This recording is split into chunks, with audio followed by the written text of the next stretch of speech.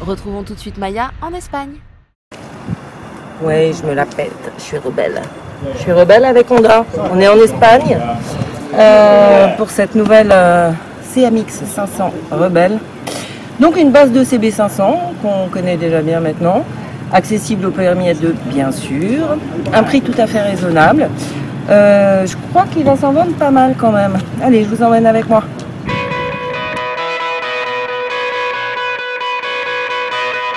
Quelques tours sur l'autodrome centenaire de Terramar, non loin de Barcelone, tout de suite ça lui donne une consistance nettement rebelle à cette CMX 500. Car comme à son habitude, Honda n'a pas forcé le trait. Ce petit bobber décliné autour du moteur de la famille CB500 est à la portée du plus grand nombre, et en particulier bien sûr des permis A2. Cette petite rebelle, c'est une rebelle à la Honda, donc une rebelle assez sage ma foi. Mais ça n'empêche pas de s'amuser et de prendre beaucoup de plaisir à son guidon.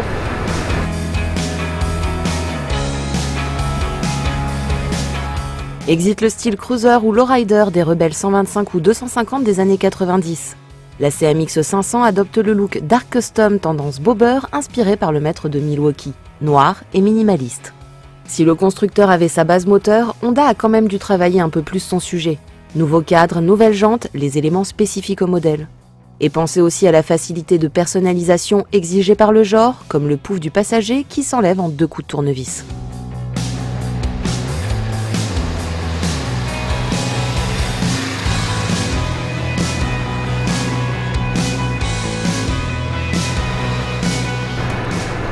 Déjà la position de conduite est décontracte, on n'a pas les pieds trop avancés, c'est pas exclusif du tout, le guidon n'est pas trop large. On est tout de suite bien, c'est facile.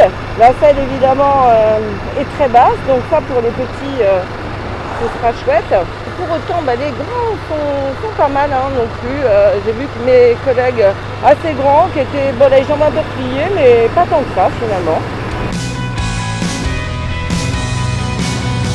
Aux commandes, juste l'essentiel plus des warnings, comme au petit compteur numérique avec vitesse, jauge de réservoir, horloge, totalisateur et un trip partiel.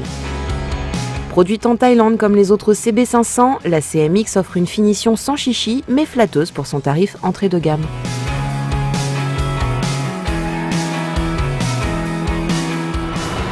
Question protection, évidemment, il n'y a pas grand chose.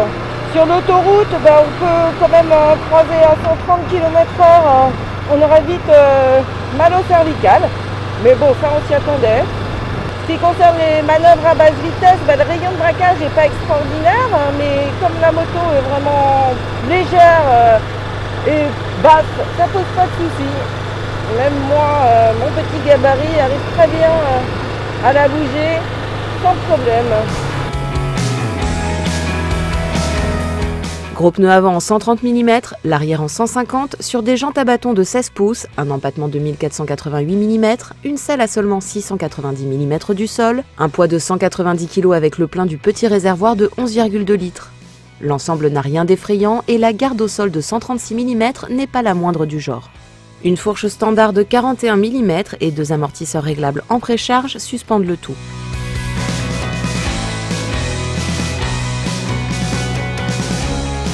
C'est très confortable aussi parce que du côté des amortisseurs c'est assez souple, du côté de la fourche aussi.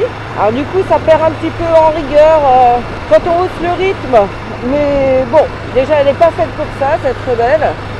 Elle est faite pour rouler à la cool. Mais si on veut accélérer un peu, elle reste très saine dans les enchaînements. Ça gigote bien sûr, mais elle vous prend jamais en défaut. Le train avant n'est pas super précis non plus, un petit peu léger on va dire. Évidemment il faut composer avec la largeur du pneu à l'avant. Ça facilite pas forcément la précision, mais elle reste agile, surtout que le poids n'est vraiment pas un ennemi là sur le coup. Pour un petit custom c'est plutôt pas mal.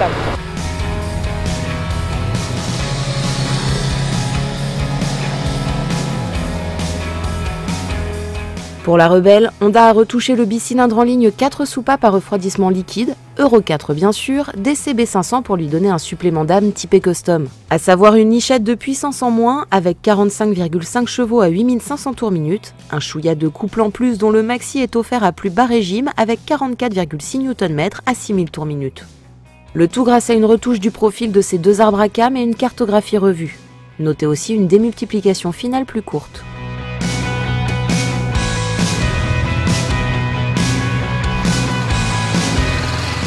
Ah, et puis le bicylindre DCB 500 qu'on connaît déjà, franchement, ça lui va très bien. Les petites retouches qu'il a subies, ça lui fait aussi beaucoup de bien pour ce type de moto, avec un peu plus de couple à bas régime. On va tout le temps le cravacher un petit peu en haut, mais bon, c'est super amusant et ça reprend sans problème. Et c'est un bicylindre quand même assez souple. Bon, évidemment, c'est pas très puissant, mais en tout cas, ça convient très bien à cette Rebelle, qui du coup reste vraiment très facile et docile. Ouais, le moteur est assez souple pour reprendre, même quand il est un petit peu trop bas. On joue un peu de la boîte, effectivement, qui est très agréable. Le levier d'embrayage est très souple. Le freinage, comme sur les autres CB500, est confié à un simple disque de 320 mm à l'avant avec étrier 2 pistons, un simple disque étrier 1 piston à l'arrière, ABS de série évidemment.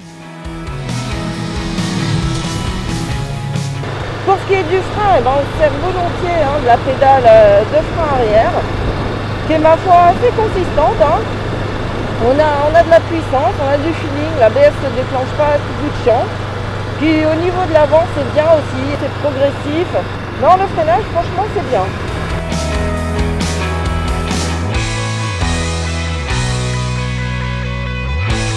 Pour l'accessoiriser, sont disponibles en option un petit seau de vent, des valises en cuir avec leur support, un porte-paquet et une prise 12 volts à poser à gauche du compteur.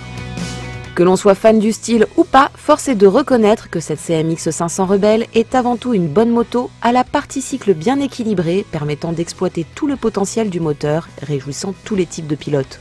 Elle a aussi le mérite de mettre ce genre à portée de tous, car à 6 299 €, elle est à peine plus chère que ses cousines, sans avoir de concurrente directe.